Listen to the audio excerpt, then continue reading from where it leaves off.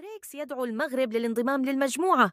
هل سيقبل المغرب الانضمام أم أن له رأي آخر؟ دعونا نعرف أولاً ما هو بريكس؟ بريكس هو تكتل اقتصادي وسياسي دولي تأسس سنة 2006 من 5 دول، وهي روسيا، الصين، البرازيل، الهند وجنوب إفريقيا سنة 2020، وهي مجموعة من الدول الناشئة تهدف إلى تعزيز التعاون الاقتصادي والمالي بين الدول الأعضاء، وكذلك تعزيز التنمية المستدامة وإنشاء نظام مالي بديل يعتمد العملات المحلية للأعضاء، وبالتالي مواجهة هيمنة الولايات المتحدة الأمريكية والغرب.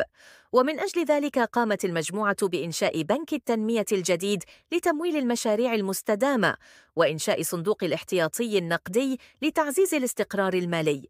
دعوة البريكس لانضمام المغرب للمجموعة، حيث وجه تحالف البريكس عن طريق آناند كومار سريفاستان رئيس العمليات في بنك التنمية الجديد التابعة لبريكس دعوة صريحة للمغرب للانضمام للمجموعة، وذلك راجع لما يتمتع به المغرب من اقتصاد متنوع وموقعه الجغرافي الذي يجعله محطة أطماع لتوسع المجموعة. لكن هل سيقبل المغرب الانضمام؟ في وقت سابق سنة 2023، حيث كانت جنوب إفريقيا قد وجهت استدعاء للمغرب للحضور للقمة التي نظمتها دولة جنوب إفريقيا، لكن المغرب أصدر بياناً وضح فيه عدم تقديم المغرب أي طلب للانضمام لبريكس، وأن المغرب لا يرغب في الانضمام، وذلك بسبب المواقف العدائية لجنوب إفريقيا تجاه الوحدة الترابية للمملكة المغربية، حيث تدعم مجموعة البوليساريو علانية.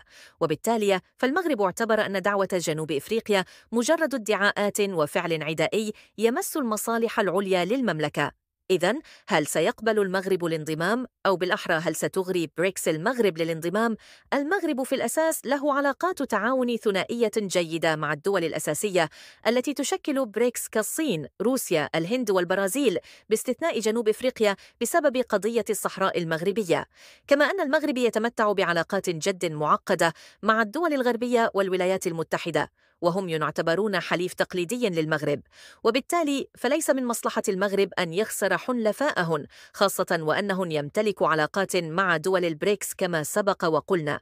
وفي الأخير، في نظرك هل ممكن أن ينضم المغرب لتكتل بريكس في ظل السياقات الدولية والإقليمية للمملكة المغربية؟ شاركنا رأيك في التعليقات. بريكس يدعو